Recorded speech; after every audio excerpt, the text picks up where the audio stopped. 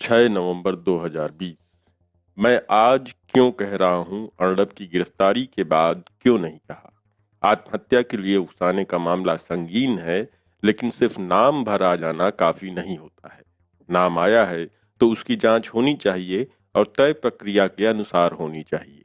एक पुराने केस में इस तरह से गिरफ्तारी संदेह पैदा करती है। महाराष्ट्र पुलिस को कोर्ट में या पब्लिक में साफ करना चाहिए कि क्या सबूत होने के बाद भी इस केस को बंद कर दिया गया था। क्या राजनीतिक दबाव था? तभी हम जान सकेंगे कि इस बार राजनीतिक दबाव में ही सही किसी के साथ इंसाफ हो रहा है। अदालतों के कई आदेश हैं। आत्महत्या के लिए उकसाने के ऐसे मामलों में इस तरह से गिरफ्तारी नहीं होती है। कानून के जानकारों ने भी ये बात कही है।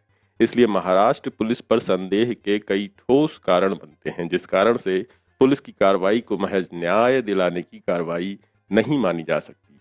भारत की पुलिस पर आंख बंद करके भरोसा करना अपने गले में फांसी डालने जैसा है। झूठे मामले में फंसाने से लेकर लॉकअप में किसी को मार मार करके मार देने, किसी गरीब दुकानदार से हफ्ता वसूल लेने और किसी को भी बर्बाद कर देने का इसका गौरवशाली इतिहास रहा है। पेशेवर जांच और काम में इसका नाम कम ही आता है। इसलिए किसी भी राज्य की पुलिस हो, उसकी हर करतूत को संदेह के साथ देखा जाना चाहिए, ताकि भारत की पुलिस ऐसे दुर्गुणों से मुक्त हो सके और वो राजनीतिक दबाव या दूसरे लालच के दबाव में किसी निर्दोष को आतंकवाद से लेकर दंगों के आरोप में न फंसाए। अर्नब गोस्वामी के केस में कहा जा रहा है कि महाराष्ट्र की पुलिस बदले की भावना से कार्रवाई कर रही है। गलत नहीं कहा जा रहा है।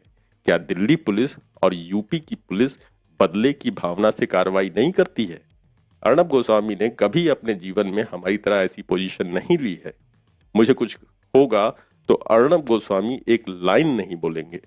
अगर पुलिस किसी को दंगों के झूठे आरोप में फंसा दे तो अर्नब गोस्वामी पहले पत्रकार होंगे जो कहेंगे कि बिल्कुल ठीक है, पुलिस पर संदेह करने वाले ही गलत हैं। फिर भी एक नागरिक के तौर पर आप भी अर्नब के केस में पुलिस के बर्ताव का सख्त परीक्षण कीजिए, ताकि सिस्टम दबाव और दोष से मुक्त हो सके। इसी में सबका भला है। डॉक्टर कफील खान पर अवैध रूप से राष्ट्रीय सुरक्षा कानून लगाकर उन्हें 6 महीने जेल में बंद रखा गया। इलाहाबाद हाई कोर्ट ने कहा था कि अवैध रूप से रासुका लगाई गई है। उस अधिकारी के खिलाफ अभी तक कोई कार्रवाई नहीं हुई है। अर्नब गोस्वामी से लेकर गृह मंत्री अमित शाह से लेकर तमाम मंत्री और मुख्यमंत्री योगी आदित्यनाथ तक ने इस नाइंसाफी पर कुछ नहीं कहा। भारत में किनके राज में प्रेस की स्वतंत्रता अभी खत्म होकर के मिट्टी में मिल चुकी है, ये बताने की जरूरत नहीं है। आपको 1 लाख बार बता चुका हूं। प्रेस की स्वतंत्रता पर बात करने वाले मंत्रियों के प्रधानमंत्री ने आज तक एक अदद प्रेस कॉन्फ्रेंस नहीं की है। बिल्कुल अन्वय नाइक और कुमुद नाइक की आत्महत्या के मामले में इंसाफ मिलना चाहिए। अन्वय नाइक की बेटी की कहानी बेहद मार्मिक है। इस बात की आराम से जांच हो सकती है कि अर्नब गोस्वामी ने अन्वय नाइक से स्टूडियो बनवा करके पैसे दिए क्यों नहीं। 80 लाख से ऊपर का काम है, कुछ न कुछ तो रसीदी सबूत भी होंगे। अन्वय नाइक की बेटी का कहना सही है कि कोई भी कानून से ऊपर नहीं होना चाहिए, लेकिन कानून को भी मर्यादा से ऊपर नहीं होना चाहिए। जांच की निष्पक्षता की मर्यादा अहम है, तभी लगेगा कि पारदर्शिता के साथ न्याय हो रहा है। राजनीतिक दबाव में केस का खुलना और केस का बंद होना ठीक नहीं है। जब एनडीटीवी पर छापे पड़ रहे थे और एक चैनल को डराया जा रहा था, तब अर्नब का कैमरा बाहर लगा था और लिंच मैन की तरह कवर किया जा रहा था। उनके कवरेज में एक लाइन प्रेस की स्वतंत्रता पर नहीं थी। उनका रिपोर्टर डॉक्टर राय की घर की दीवार फाड़ने की कोशिश कर रहा था। बीजेपी के मंत्री प्रवक्ता मेरा बहिष्कार करते हैं। एनडीटीवी की सोनिया वर्मा सिंह ने ट्वीट करके अर्नब की गिरफ्तारी की निंदा की है। एनडीटीवी के दूसरे सहयोगियों ने भी अर्नब की गिरफ्तारी की निंदा की है। ये फर्क है। जब 2016 में एनडीटीवी इंडिया को बैन किया जा रहा था, तब प्रेस क्लब में पत्रकार जुटे थे। आप पूछ सकते हैं कि अर्नब और उनके बचाव में उतरे मंत्री लोग क्या कर रहे थे तब। जब विपक्ष के नेताओं की पर छापे की आड़ में हमले होते हैं, अर्नब हमेशा जांच एजेंसियों की साइड लेते हैं। अर्नब ने मोदी सरकार पर क्या सवाल उठाए हैं, बेरोजगारी से लेकर किसानों के कितने मुद्दे दिखाए हैं, ये सब दर्शकों को पता है। उल्टा अर्नब गोस्वामी सरकार पर सवाल उठाने वालों को नक्सल से लेकर के राष्ट्र विरोधी कहते हैं।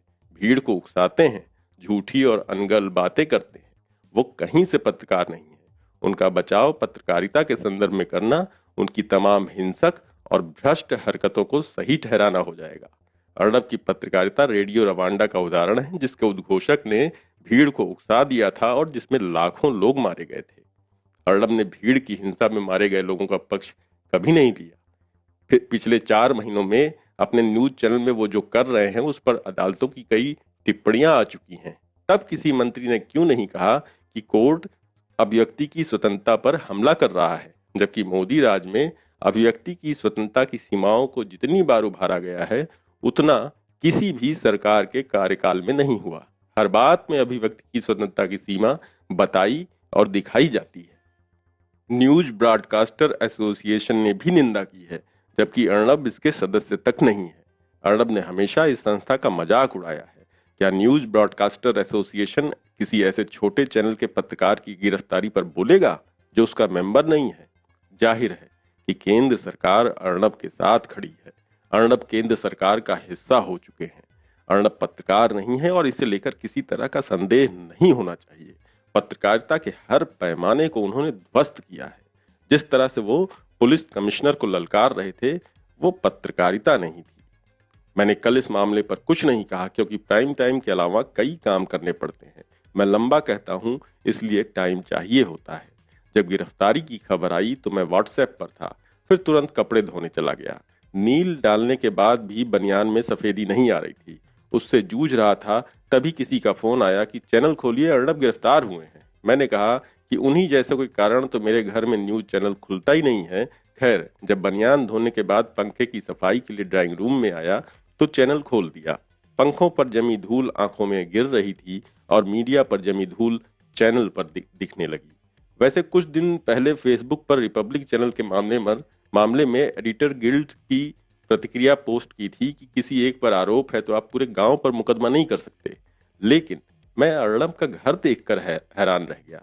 रोज 6000 शब्द टाइप करके मैं गाजियाबाद के उस फ्लैट में रहता हूँ जिसमें कुर्सी लगाने भर के लिए बालकनी नहीं है, और अर्नब का घर कितना शानदार है।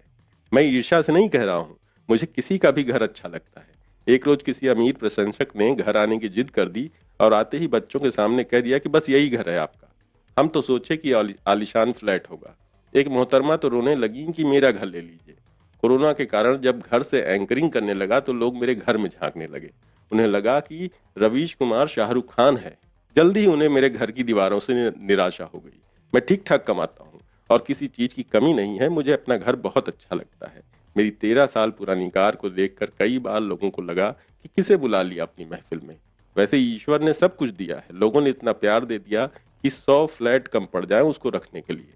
मैं अर्नब के शानदार घर के विजुअल के सामने असंगठित क्षेत्र के एक मजदूर की तरह सहमा खड़ा रह गया। मैं क्या बोलता, मेरे बोले का कोई मोल है भी या नहीं? एक अदना सा पत्रकार एक चैनल के मालिक के लिए बोले, ये मालिकों का अपमान है। मैं तो बस अर्नब के घर की खूबसूरती में समा गया, कल्पनाओं में खो गया। ड्राइंग रूम की लंबी चौड़ी शीशे की खिड़की के पार नीला समंदर बेहद सुंदर दिख रहा था। अरब सागर की हवाएं खिड़की को कितना थपथपाती होंगी। यहाँ तो कैदी भी कवि हो जाए। मुझे इस बात की खुशी हुई कि अर्नब के दिलो दिमाग में जितना भी जहर भरा हो, घर कैसा हो, कहाँ हो, कैसे रहा जाए, इसका टेस्ट काफी अच्छा है। उसमें सौंदर्य बोध है, बिल्कुल किसी नफीस रईस की तरह जो अपने टी पॉट की टिकोजी भी मिर्जापुर के कारीगरों से बनवाता हो। मैं यकीन से कह सकता हूँ कि अर्नब के अंदर सुंदरता की संभावनाएं अभी बची हुई हैं। लेकिन सोचिए, रोज समंदर के विशाल हृदय का से दर्शन करने वाले एंकर का हृदय कितना संकुचित और कितना नफरतों से भरा हुआ है। अर्नब गोस्वामी जब भी जेल से आए, अव्वल तो पुलिस उन्हें तुरंत रिहा करे। मैं यही कहूंगा कि कुछ दिनों की छुट्टी लेकर अपने सुंदर घर को निहारा करें, इस सुंदर घर का लुत्फ उठाएं। 7 दिन कई कई घंटे एंकरिंग करना श्रम की अवधारणा का अश्लील उदाहरण है। अगर इस घर का लुत्फ नहीं उठा सकते तो मुझे मेहमान के रूप में आमंत्रित करें। मैं कुछ दिन वहां रहूंगा, सुबह उनके घर की कॉफी पीऊंगा। वैसे मैं अपने घर में चाय पीता हूँ, लेकिन जब आप अमीर के घर जाएं तो अपना टेस्ट बदल लें, कुछ दिन कॉफी पर शिफ्ट हो जाएं।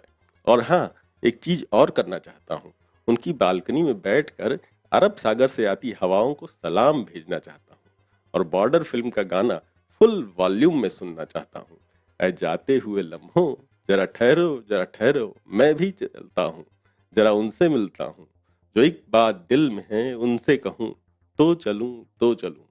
और हाँ, पुलिस की हर नाइंसाफी के खिलाफ हूँ, चाहे कहूँ और चाहे ना कहूँ।